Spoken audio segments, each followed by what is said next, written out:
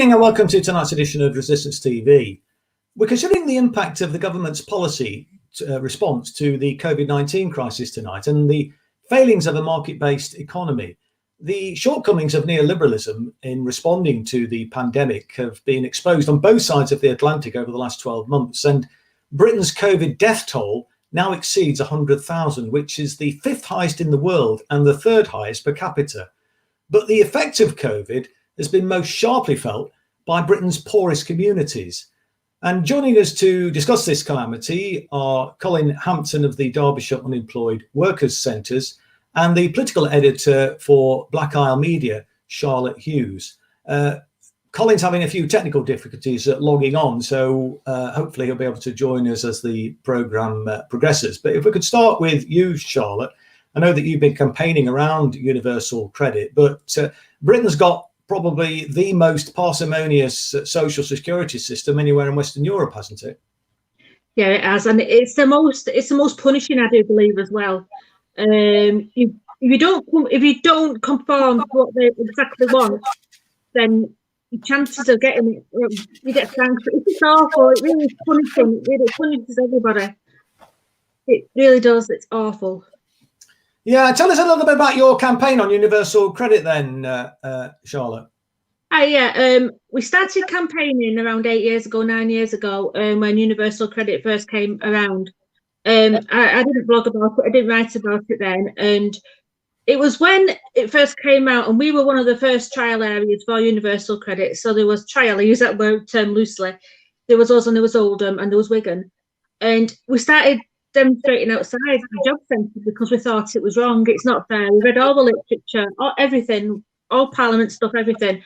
But anyway, the more we were there, the more we saw how many people were in desperate need.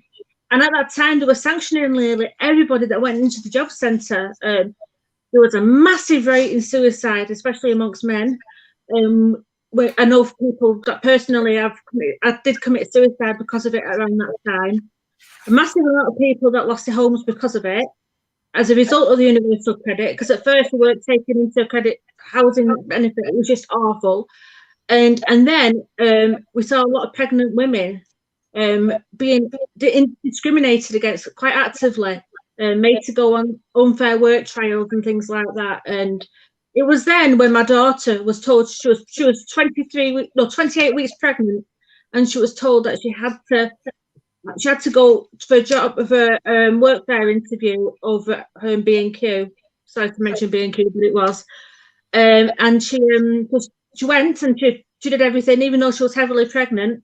She went for an appointment next day with her advisor, and the advisor told her, sorry, we're sanctioning you because you told them you were pregnant. Yeah. This was then picked up by the media because nobody had heard of it before.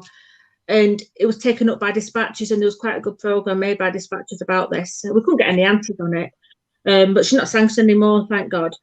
Then I started writing a blog about it all because nobody was talking about universal credit. Nobody apart from us and DPAC, really. The government and all politicians were quite happy to let it go under the radar. You know, nobody was highlighting it at the time.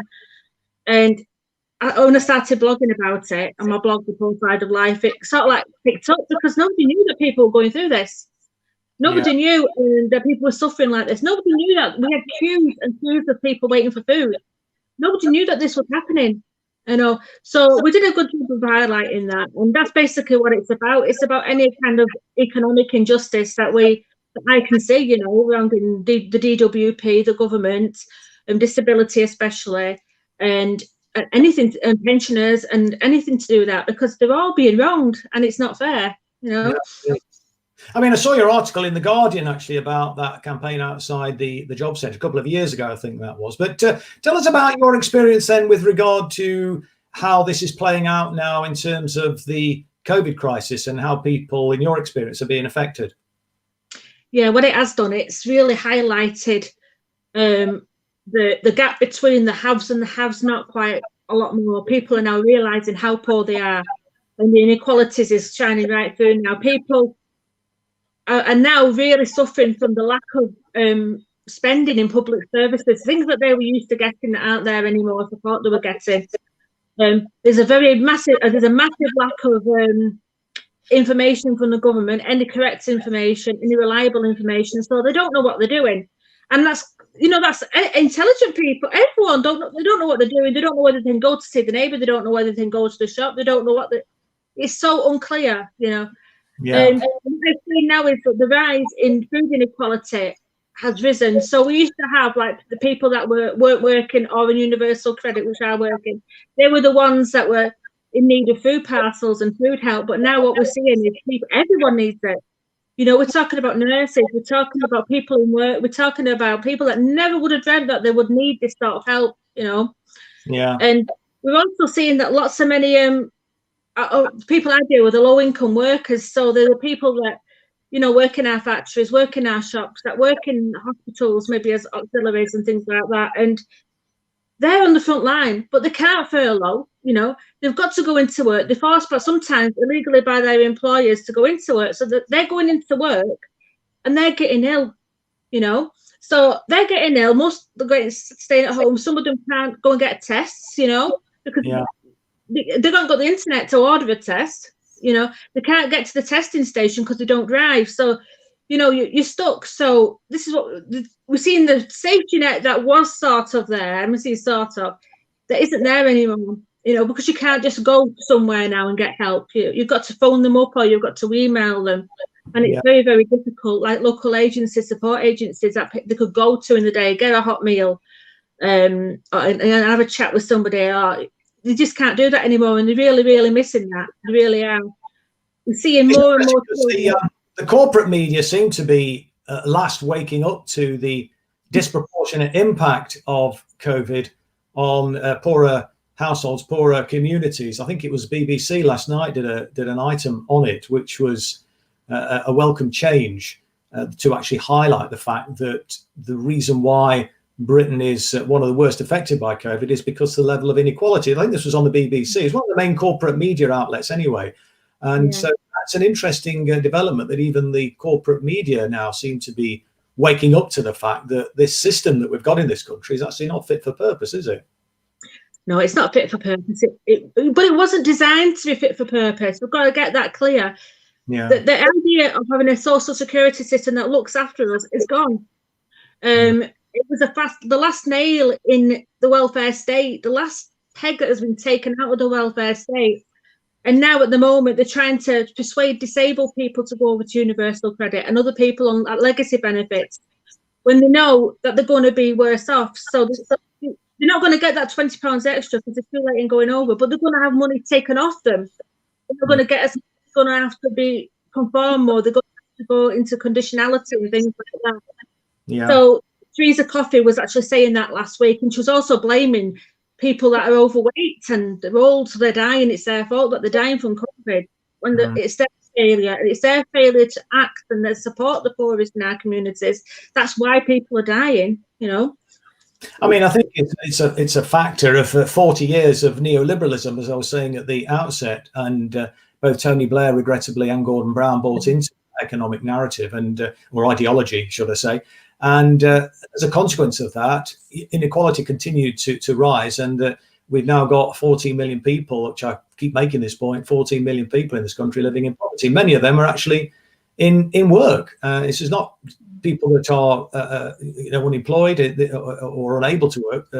They are affected, obviously, as well. But many low-paid workers are being hit. And, of course, they are unable to take time out, to self-isolate when they're advised, or should really do so.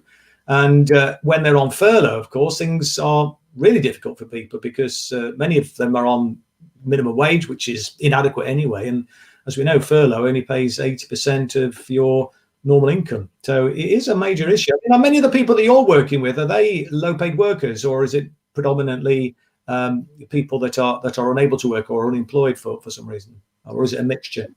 It's a good mixture, really, and it's very telling that a lot of the people that I talk to are also seeing the television and seeing Boris Johnson not even realise that people who are employed are on universal credit. That's what he stated last week, isn't it? He said that unemployed people on universal credit, but he didn't realise that people are employed on universal credit. So that made them more angry. It's a lot of disabled people as well, people with disabilities and illnesses that are being greatly affected as well, and we mustn't underestimate.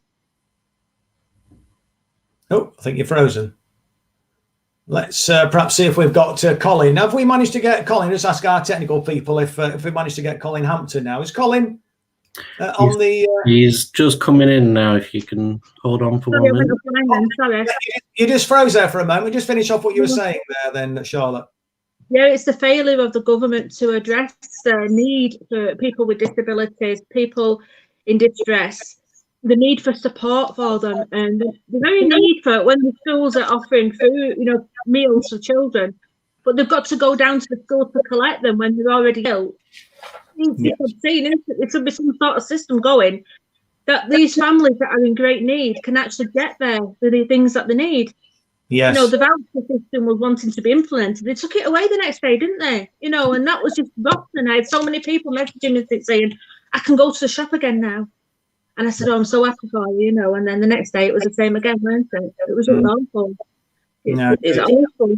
Yeah. And we've got the living housing as well. Our housing isn't improving at all. In fact, that's getting worse, isn't it? And people are already ill because of the state of the housing, not being able to heat the home, not being able to eat. So that puts up your risk of catching COVID, doesn't it?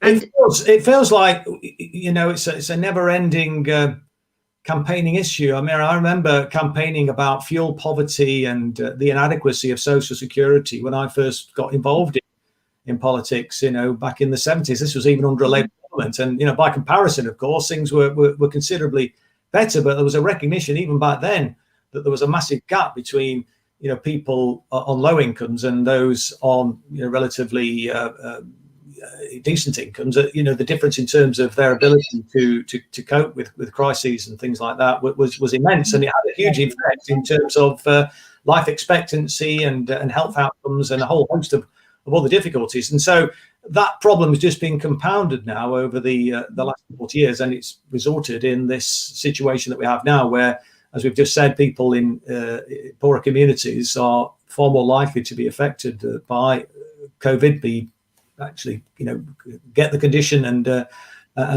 sadly die from it as well. And as we've said again at the beginning, over 100,000 people have lost their lives in this country now, which is one of the highest anywhere in the world. But I'm pleased to say that Colin's now joined us, which is good news. So welcome, Colin. We've just been talking to Charlotte there about some of the work that she's been doing around universal credit and the campaigns that she's been involved with and the kind of impact that she's witnessed in terms of how people are being disproportionately affected by the COVID crisis. But I know that you've been campaigning on the universal credit issue and this £20 that they're talking about taking away again. Just tell us a little bit about that campaign, Colin, and how successful it's been so far in terms of getting people to sign up to it, and how hopeful you are that will ultimately prevail in the end. Well, I think we need to actually go back a bit further than that. We've been campaigning since the 1980s to try and get benefit levels raised. Benefit levels have gone down, despite what the media tell you, consistently in relation to average wages since 1979. And each year on year, benefits are going down in relative terms. We've been campaigning to try and get benefits raised every year, and each year under Labour and Tory governments they've gone up 50 pence a pound, ridiculously low amounts. And we've been to ministers and called for them to raise benefits because it makes sense to do so, because poverty costs the taxpayer money. And we've been arguing for raises. And then at the start of the pandemic, the government was so embarrassed by the state of universal credit that they put on this £20 uplift. And £20 is amazing, really. I know that, it still doesn't make universal credit any good. But in terms of benefit rises, can you imagine the campaigns we would have had to wage to get a £20 uplift to universal credit? And my point is this: it's far easier to campaign to defend and save something than it is if we didn't have it in the first place. We've got till March the 3rd, till the budget, where they're going to announce whether or not they're going to either maintain the uplift, whether they're going to delay taking it off people, or whether they're going to come up with some fudge where they're going to try to divide and rule by offering money up front and then lose the money later. And it's a very, very important campaign. We're putting heart and soul into this at the moment. One of the things that we found is when we rang up loads of people who are on universal credit, who've dealt with the Unemployed Workers Centre, one of the first things that they said was, I didn't even know I was getting a £20 uplift. Because if they signed on during the pandemic, then they would have thought that is the normal amount they're going to get. They don't even realise they're going to lose £20 a month, £20 a week, £80 a month, which is a massive amount of money for people who are already struggling. So we've called on Unite the Union to raise this issue, and to their credit, they've done a great job so far, and they've put out a survey on the weekend, which is asking people a number of questions about universal credit, what the £20 means to them. I think you'll remember, Chris, that the MP for Mansfield, the Tory MP for Mansfield, said everybody was going down the crack den to spend it. Yeah. The real story is we want to get out there. And so this survey, which will run until the middle of February, is trying to get the authentic views of people on universal credit, and so that it's not political activists, it's from the people who are actually receiving it, that we can get that story across. And the real job is really to get stuck into the Tory MPs. In our area, we've got 3 Tory MPs now, unfortunately, but we've got to get stuck into them because they're vulnerable. Unite has put out statistics showing that there are more people in the so-called red wall seats on universal credit than is the majority of the Tory MP in that area. It's that crucial. So please, please, please, get that survey out there. Get letters into your MP, Tory or Labour, and make sure that we keep the pressure on. There's been a great job done so far on the issue of child poverty, on child meals. The Tories are vulnerable. They're on the back foot. Let's really hit them with this campaign.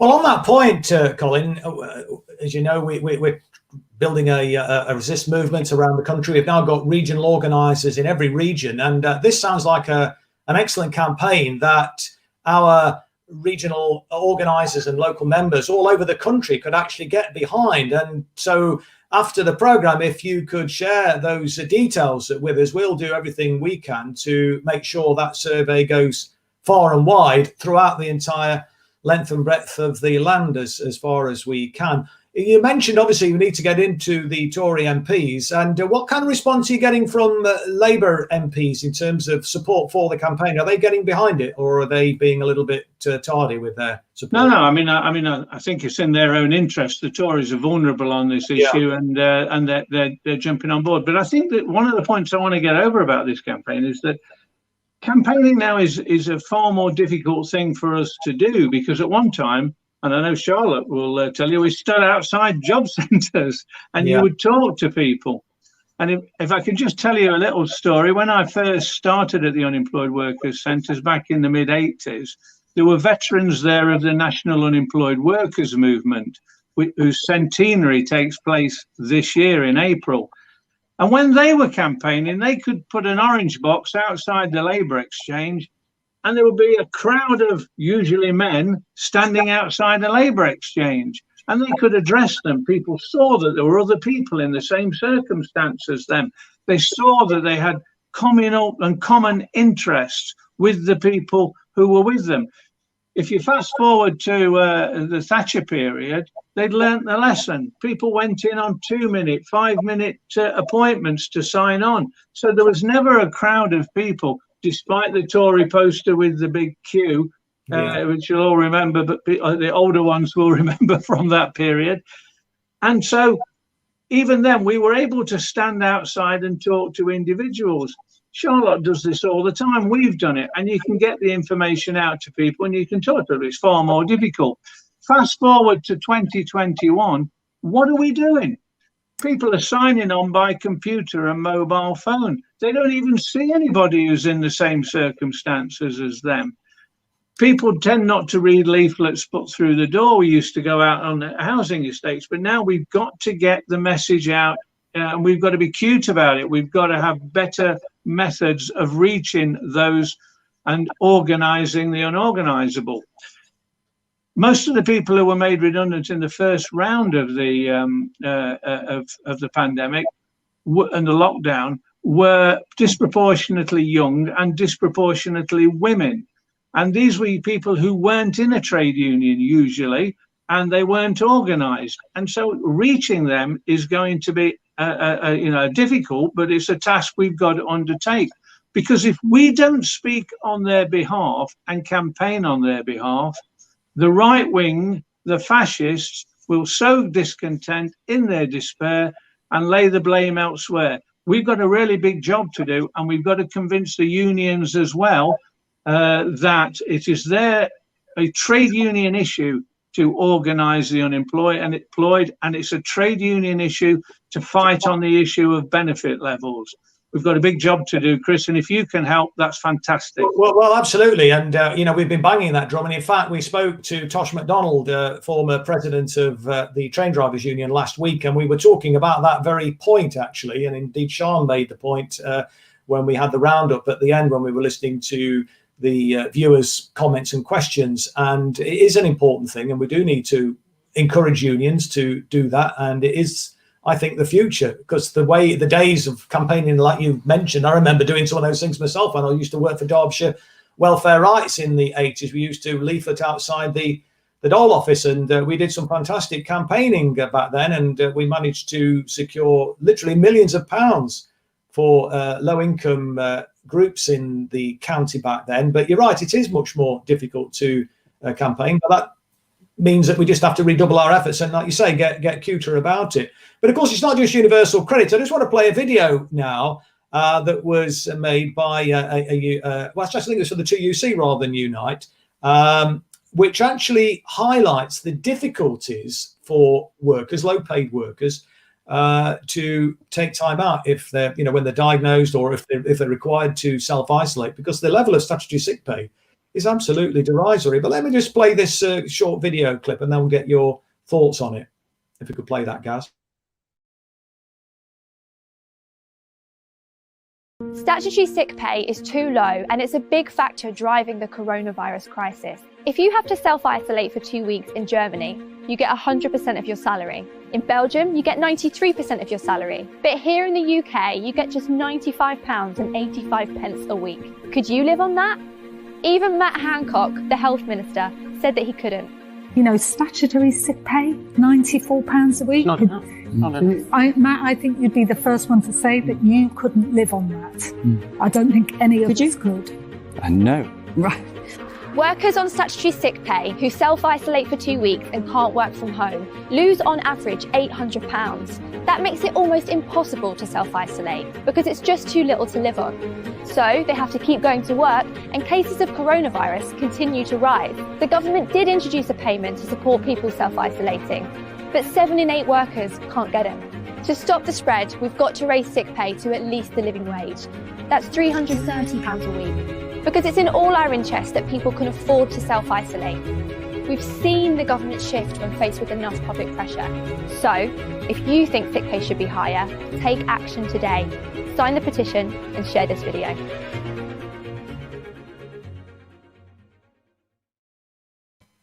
Well, share the video. Charlotte, what do you think about that? If you work with people that are struggling to self-isolate because of the derisory level of statutory sick pay, it is a disgrace when you compare what is available in this country to Western Europe, as was made clear in that film there. I think it's excellent. It's an excellent move. It's what's needed.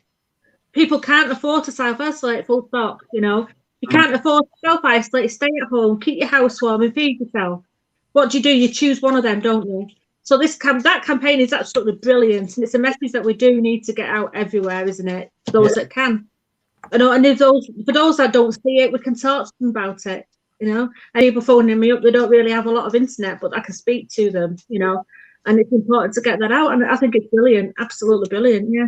No, indeed. I mean, look, statutory sick pay has been falling really. I mean, probably for the last 4 decades, getting on for. I mean, I remember sick pay was relatively generous. I mean, it wasn't like a huge king's ransom, but it was relatively generous, in the late 1970s. But over a period of time, I mean, it used to be before statutory sick pay came in, there used to be a thing called sickness benefit that people used to be able to claim, and it was a lot more of a credible level than what obviously they get now. And £95. I mean, it's just this ridiculous, despicable state of affairs. I mean, Colin, I mean, are you coming across people at the Unemployed Worker Centre that are struggling with this?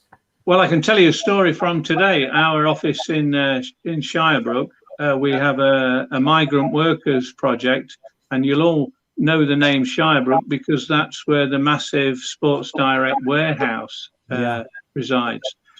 And recently, they got rid of one agency and replaced them with another agency called Single Resource. And we've had loads of people ringing in. And today we had a couple of people ringing in who had tested positive for COVID, were self-isolating, and they'd received £57 in the week from Single Resource, £57. And they were ringing and saying, we can't live, we've got to go back to work. I mean, this is, it's scandalous what workers are expected to do. And I think generally speaking, the government knows this. They know that they've been told this for a long while, and they're choosing to ignore it. And that's one of the reasons why it disproportionately affects poor people than it affects the rich, because we can't go home to a pile in the countryside and stake it out for 12 days. People have got to put some bread on the table.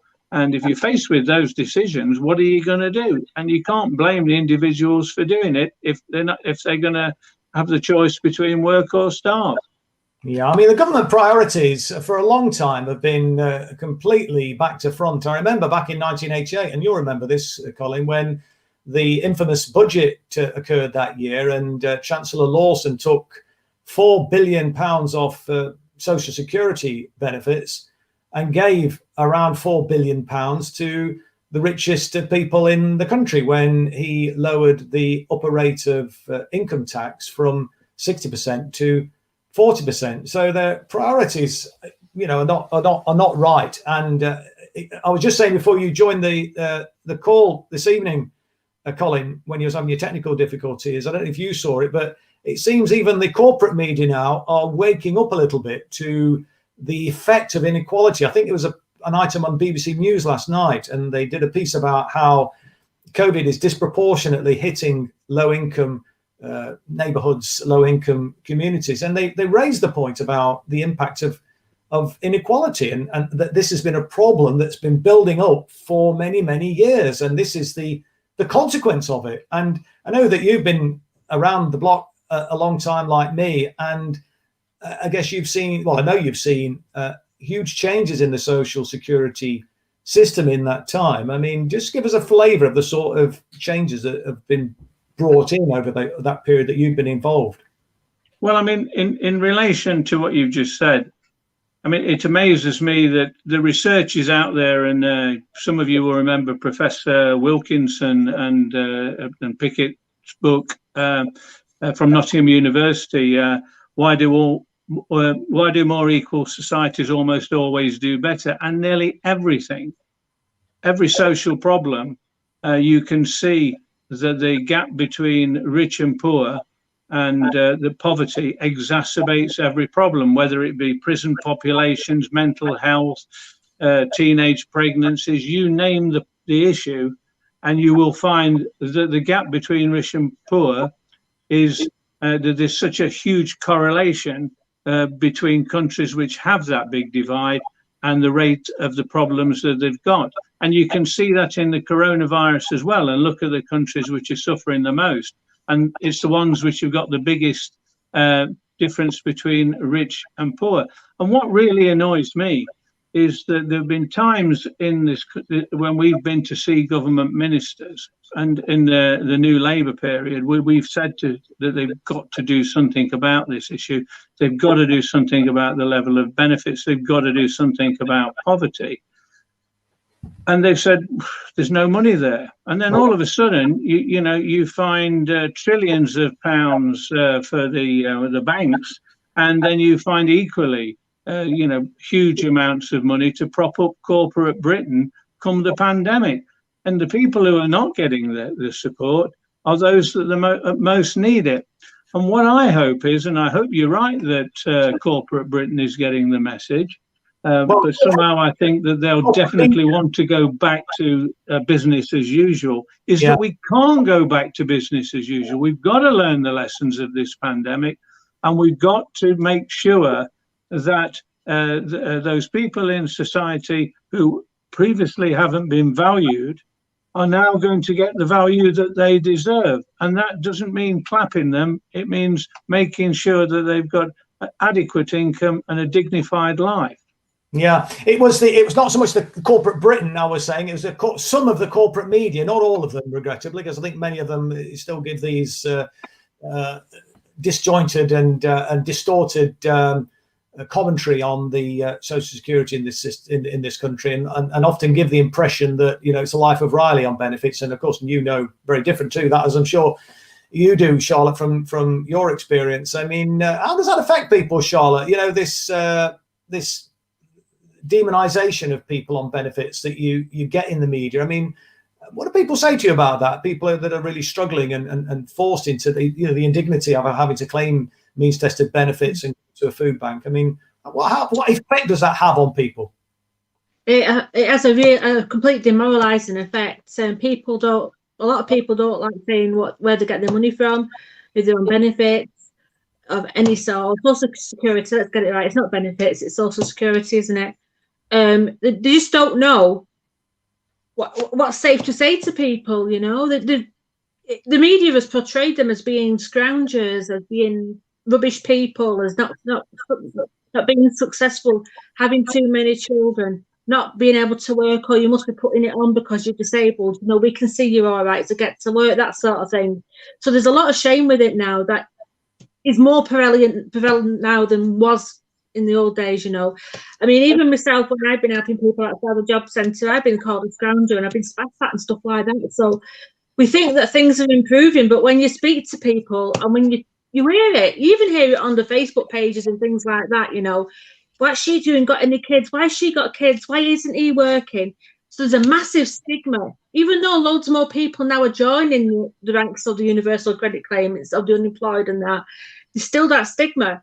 And I've also noticed the fact that now is people who are newly joining on universal credit now having to claim it for the first time. A lot of them, not everyone, and not most of them, but some of them that said, oh, well, they must be doing something wrong to have to claim that because I can work and I don't need the help. Now they're the ones claiming it.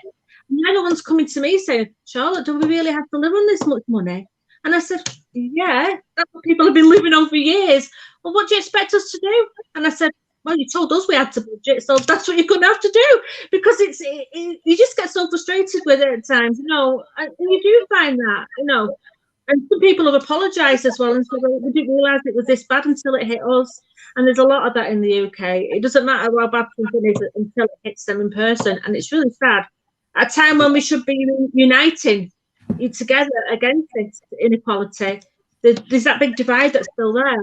And we need to work on it. Absolutely. That strikes a chord with my experience as well, Charlotte. When I was the MP for Derby North, I remember people coming to see me, had been working in relatively well-paid jobs, and there was a bout of redundancies at Rolls-Royce, for example, and people to see me and saying, Chris, I can't live on this money. This is ridiculous. I'm not a scrounger. I've worked all my life. It can't be this low. I've read in the paper how people on benefits, they're doing really well. Why am I only getting this? This isn't fair. We're being discriminated against. I mean, I think some people were still of a view that they felt that because they'd worked, they were being more harshly treated than people who'd never worked. Of course, we know that's completely false. And I know, obviously, you're involved in the Derbyshire Unemployed Workers Centres, Colin, that's been doing some excellent campaigning over the years, innovative campaigning. And And part of your raison d'etre is to sort of try and break down some of those stigmas and build that solidarity. I mean, how does that work, and how do we bring people together? What lessons might you be able to impart to us?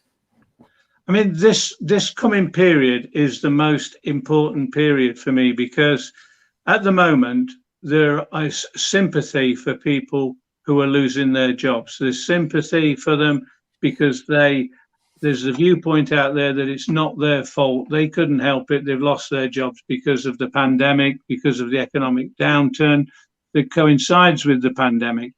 And my worry is it's a bit like when they shut the pits in the 80s, the crocodile tears shed for people losing their jobs. But those crocodile tears soon change into you scroungers. You only have to wait a few years before that sympathy is eroded away by the government and by their lapdogs in the media, who will support them with a constant barrage about benefit scroungers. So while we've got a situation where people have sympathy for those losing their jobs, this is the moment where we need to seize the initiative, because that's where we can make the biggest advances. It is very, very difficult once you get into a situation where there is such a stigma about benefits. And one of the problems of a highly stratified society where you've got a gap between rich and poor is the people who are poor start blaming the people who are poor for the problems. Yeah. I took Amelia Gentleman, the Guardian's journalist, around North Derbyshire in 2012, I think it was, to interview 6 people who had been given 0 points on the employment, on the work capability assessment for ESA. And they were absolutely atrocious cases of people who obviously were not going to be able to work, but they'd all been given 0 points.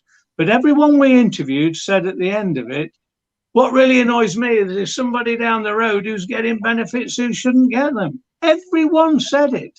And you could see the way in which the way this works, that you divide and rule. You get the poor to blame somebody else that they're getting their money.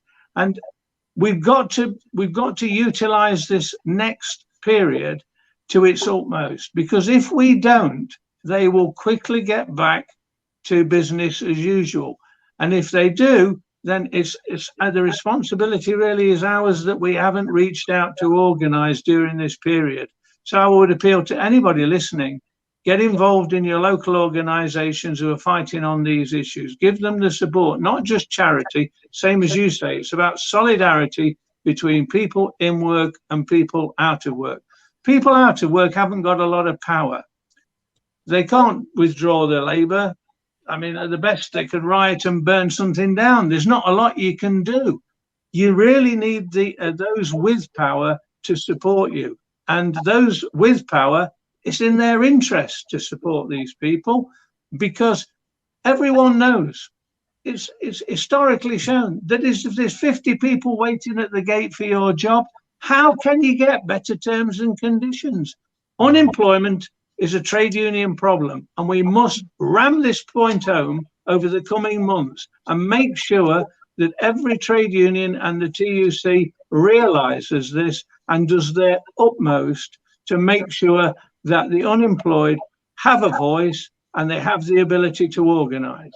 I think that's a rallying cry that I hope the trade unions, and indeed it was repeated last week, as I've already said, with Tosh MacDonald, to the unions to organise unemployed workers, because like we say, it's in their long-term interest to do that. And one of the most regrettable things, there's a few regrettable things about the New Labour era, is that they continued with this whole mantra about scroungers and so on. I remember when I was, I think it was deputy leader actually of Derby City Council at the time, and they had a campaign, the government did, on targeting fraud, I think it was, and I just refused to cooperate with it. We wouldn't participate.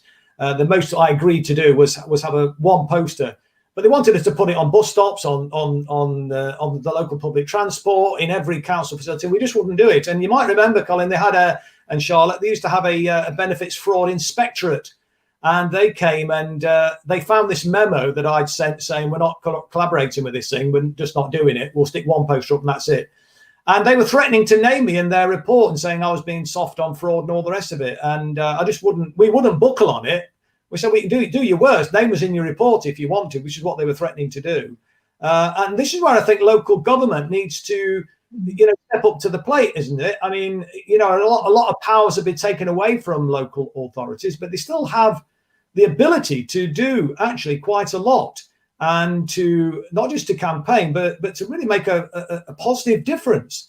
And there's powers which they now have available to them, ironically made available thanks to Eric Pickles of all people, to massive house building program. There's no limit now. I don't think that was Eric Pickles, but the cap on the housing revenue account was lifted relatively recently, so they could embark on a massive council house building program. But they also have the power to engage in a redistributive council tax system, whereby they ask the rich people in each borough to pay more and freeze it for everybody else, and stop the cuts and start improving services in that sense. And I think there's a lot that could be done there, and a lot of campaigning could be done around that to encourage local authorities to address some of the concerns that Charlotte and you, Colin, have actually been encountering. I don't know if that's anything that either of you have raised with local authorities in terms of what they're doing to address some of the challenges that you've encountered. Is that an issue either of you have looked at? Yeah, I've challenged them about the house building. Our local council is only building affordable homes that none of us can afford. I think maybe one council house has been built, and that needs to be addressed. Why are you building all these homes that people can't afford? We're in the middle of a pandemic, for God's sake. No, we've got that. Also, the council tax, it's ridiculous. They're relentless on it in my area. I'm sorry, but they are. And they need to do what they say. They really do. The more people are still in prison for not paying the council tax. And it's ridiculous. And they know this. They know that if they put the council tax up, that means more people are going to be in debt, more people are going to be in prison, but they still carry on collecting it. But look at one of our local MPs, Andrew Gwynn, he's spoken up about council tax and he doesn't like it at all. So maybe eventually something might change in our local council. But at the moment, no, they seem to have been going along with everything that the government could say. When the track and trace came out and we knew it was already failing, as soon as it was released, they were saying, oh, how wonderful it is, how brilliant it is, and all this. And it wasn't. And it was only until the day the government admitted that it had failed that they took it up and they stopped praising it. Because I was saying to them, it's rubbish. It's not working. None of this is working. My council, speaking for mine, they've not. They're basically going by the government's line, but other progressive councils aren't the same, like Salford and places like that. They're a lot more thoughtful. So, I mean, they localised the council tax support system, council tax benefit, a few years ago, and said local authorities would have responsibility for administering it, but it was a cash limited sum. They had less money available, and so consequently, there are people now, and I guess you've come across them, Colin, with the work that you do, I suppose, where on subsistence income, and they're asked to make a contribution still to their council tax. I know there's some hardship payments available, but when that runs out, people are screwed. And this is why I think local authorities need to be stepping up to the plate and using, in an innovative way, the powers that they have at their disposal to try and address some of these iniquities, which are cropping up all the time now, aren't they? Yeah, indeed. And one of the things that really has annoyed me over the years, and you'll be aware of this, Chris, is when they start using advertising for snitch lines and getting neighbours to phone up. Yeah. I mean, that sort of thing, is outrageous. And not only that, it really feeds into the racists and everyone else who shot people. And we even get people ringing up the Unemployed Workers Centre thinking we're the DWP ringing up to shop people. So I know how much. I know it's very funny, but it goes on a really, really large scale. And I feel that the amount of, and as you know, the amount of attention that's given to benefit fraud in relation to other forms of fraud that go on in corporate Britain is totally disproportionate. But one of the issues as well that's coming up now that Charlotte might be aware of as well is the amount of problems that people on benefits are running into with digital, the fact that everything's digital and that people are now using that in an organised fashion to using people's identities to make claims and then the claimant themselves gets into problems because of outside things that are happening to their benefits. Now, we've only had a handful of cases been reported to us at the unemployed workers centres in Derbyshire. So I don't know how rife this is, but it is something which you can imagine could blow up into a very big problem. Yeah. And when you start getting into problems with benefits like that, it becomes a bit Kafkaesque when people are finding things happening to them that they have no control over, and they suddenly end up into a spiral of madness where they can't get out of debt, and they can't get their benefits sorted out because they've had it suspended because of activity that's taken place that's got nothing to do with them. Yeah, no, indeed. I mean, and we talked about the trade unions and the roles that they can play, and many are still affiliated to the Labour Party, although they're talking about reducing their funding. I'd like to see them, defunding completely and disaffiliating, actually, and starting again. But I mean, I think it would be good if they could use some of the resources that there's currently, I think, throwing good money after bad as far as the kind of Labour Party under Starmer is concerned, and to be supporting campaigns like that and building that solidarity that we mentioned earlier, Colin. But just before we bring Sean in, I mean, I just want to just get your take finally, Colin, before we go to viewers for their comments. You've, as I said, been around the block for a long time, and I mean, the area that you work in was a very industrialised area, and a lot of those jobs have gone now. They've been offshored to low-wage economies, and that's been the consequence, I think, of neoliberalism, of about letting the market sort of rule, as it were. And how's this impacted on people at a local level? Just kind of the psychological impact and so on, and their self-worth. I mean, because you must have seen this from when you first got involved. A lot of people working in industrialized, big factories or whatever. They were unionized and so on. They had that sense of self-worth, and now unemployed or in low status jobs. How's that impacting? Yeah, I mean, the when I first started, there were you hardly ever saw any employment agencies in the town. And then during the 90s and into the 2000s, there were more employment agencies than there were mobile phone shops, and that's saying something. And the growth in insecure employment took place under New Labour, where you had massive rises in agency working and the rise of the 0 hours contract. I mean, I remember people going down to the job centre and being sanctioned because they'd asked about a job and they wouldn't tell them what the rate of pay were or the terms and conditions or hours of work were. But once they'd asked about the job, if they didn't apply for it, they were sanctioned. And that was absolutely outrageous. And obviously, we've seen huge problems with agency work in North Derbyshire and North Notts. And hundreds of years ago, they had a thing called, in the pits, they had the butty system. And what the butty system was is that the mines didn't employ anybody. They paid a butty, a bloke, to go down the pub, round up some blokes, to do a stint down the pit, and he paid them in the pub on a Sunday night. All Mike Ashley doing is returning to the Victorian ways of employing people. And instead of the butty man, we've got single resource agency. So he's outsourced all his human resources responsibilities to an agency. So when he's questioned in Parliament about the things that happen in Sports Direct, sexual exploitation, bullying, and so on, he said, if you watch the Parliament TV, he said, I didn't even know it was going on. Well, he doesn't, because he's outsourced all those responsibilities to someone else.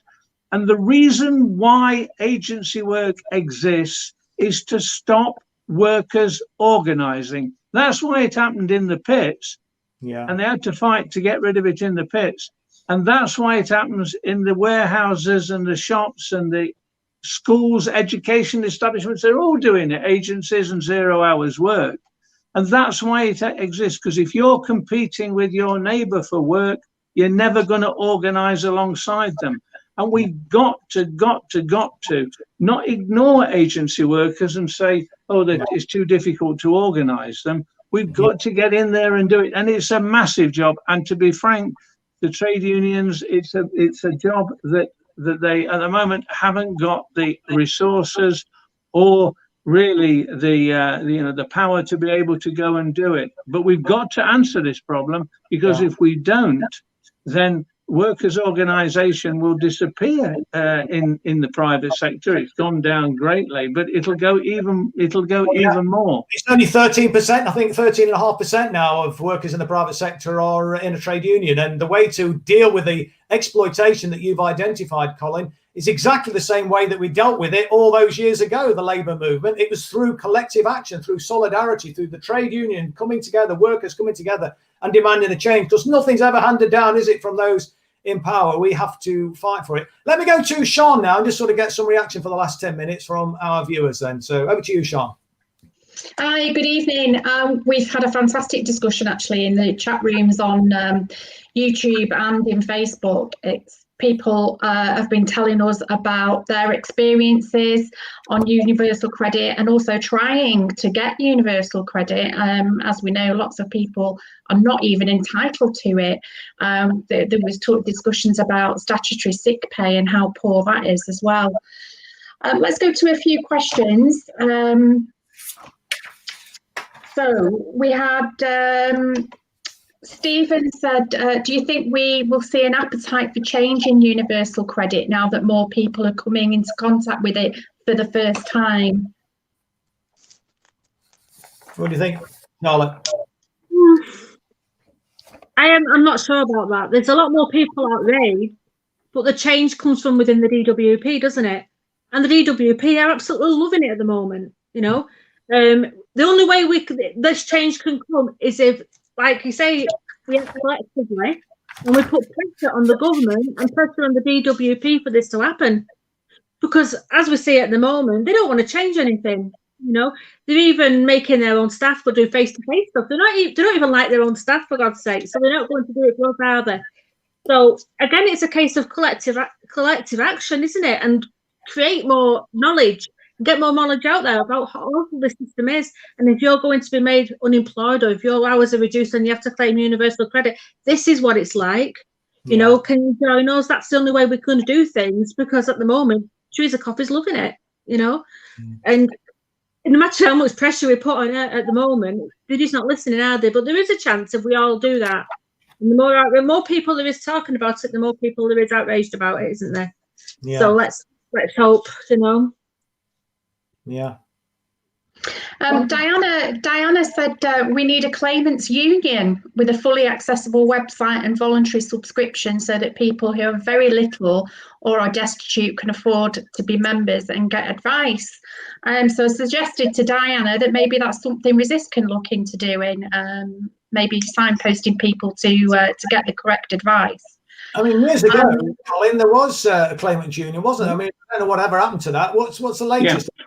Well, I think what you have to be careful that you don't try and fight yesterday's battles. I mean, we aren't going to set up a national unemployed workers movement like 100 years ago. We aren't going to set up TUC unemployed workers centres like we did in the 1980s. But what we have got now is the biggest trade union in the country organising in the community through Unite Community. And I'm telling you, in the 1980s, if somebody had said to us, one of the biggest trade unions is going to organise the unemployed, we'd have snatched their hands off. And we have the opportunity now, and there are branches all over the country, and I would encourage all people who are thinking about how to organise in their area to get in touch with Unite Community, to go on the website, join the union, and start organising with others around, with the power of a trade union behind them. That's a better way, than in your opinion, than sort of going back to where we were, you know, those years ago with the claimants union. Then, well, I'm not discouraging anybody from action and activity. Let me get that straight.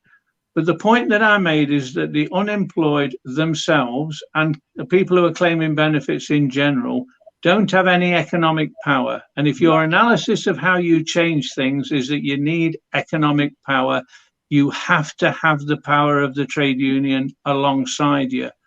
And that's why I think, and that's why in the unemployed centres in the 1980s, and you'll remember we've still put out a bulletin today called Solidarity, Not Charity. It's about solidarity of people in work with those out of work. Okay, you know, people want to organise claimants unions, get on with it. But for me, change is going to take place when we can get enough people involved in the unemployed workers and claimants involved in order to start shifting the trade unions to concentrate on this issue as a trade union issue. Yeah, yeah. Sean? Yeah, we've just got some comments, and we also had a conversation about these programmes and the propaganda that's put out by the BBC, and obviously on the right-wing newspapers in the Sun and the Daily Mail about benefit scroungers, can't pay, take it away, all those kinds of programmes that they've been putting out over the years. It just hasn't helped, and it's disgraceful. The BBC should be stopped from doing stuff like that. Moira Jean said it's been interesting at my local food bank to see people, particularly men, who have previously looked down their noses at scroungers on benefits, being humbled and grateful. Alan Hegarty says major problem is the private American companies bought in to assess people. The money they're being paid for doing a very poor job with no medical qualifications is criminal. They even pay them bonuses to turn people down for benefits. A professional doctor would qualify them for them. And Bobby Carnegie says, why isn't Keir Starmer banging on and pushing for a government of national unity? This is war during these pandemic times, where so many issues of socialist principle could come to the fore and could be pressed into fruition. I'm not sure Starmer would be pushing for any kind of socialist proposition within a government of national unity, though. I think it would be more of the same, because I think, unfortunately, both the Labour Party and the Conservative parties are both signed up to a neoliberal economic ideology. But Colin, what do you think about a government of national unity to address this COVID crisis? Well, I think you have to believe that there is, there's unity in the country. And for me, I'm afraid I'm old-fashioned. I think there is a class war going on out there, and I don't think that I can find common purpose with the Conservatives. I can only find common purpose with my class. Yeah, Charlotte, in the last 30 seconds, any final comment at all? I agree with that. I mean, you can't unite with the Tory party. It's just not possible, because they haven't got the same ideals as us. Besides the massive inequality between us all, they've waged a war against the disabled people and against poor people for years now. And there's no way they're going to turn all that around and say, let's unite and let's help fight this. It isn't going to happen. The only way we can do that is like what you say. It's like carry on fighting them ourselves. I can't join with a Tory, because I know that Tory has probably voted for somebody to have an assessment and died as a result of this assessment. So I can't do it. I could never ever do that. We need an opposition that's ready to stand up and oppose, and say, look, in conclusion, what we need, that opposition needs to be us, needs to be ourselves. We need to encourage people and inspire people to recognise the power is in their own hands. And we need to, I think, wean people off relying on electing politicians to do it for them, because we know that they've not done it for the last 40 years, tinkered at the edges, but haven't really made any fundamental difference. And so I think we need to take a leaf out of the liberation movements around the world and take a leaf out of the labour movement pioneers in this country and organise ourselves and build that sense of solidarity to make the change that is desperately required. Things are just, I can't believe how bad things have got. When you think back to as a kid leaving school in the 1970s, the potential, the opportunities, the world was your oyster. It really was. And that's not the case anymore. Tosh was saying last week that, when you get, because he's just celebrated his 60th birthday and I'm slightly older than him. And, when you get a bit older, you often used to hear people saying, I wish I was 21 again. And Tosh was saying, I don't wish I was 21 again, because it's so difficult now for young people. And what a terrible state that we're in when that is a view which is quite a legitimate one, and particularly so when we're living in the 5th biggest economy in the world. There's absolutely no justification for it. But look, I really want to say a big thank you to Colin Hampton and Charlotte Hughes for joining us this evening. It's been a really interesting conversation again, I think, and there's some rallying cries that we heard this evening. We need to get behind that universal credit campaign, and indeed the campaign around statutory sick pay, and encourage people to get involved in their local trade union, join Unite Community, and let's start organising. Obviously, join with us, the Resist movement, and together we know we can make the difference. Next week, we're going to be discussing the fact that the Labour Party's appointed a former Israeli spy to run their social media operation with Asa Winstanley from the Electronic Intifada, who broke the story. So look out for that next week, same time, same place at 7 o'clock. Thanks for watching and good night.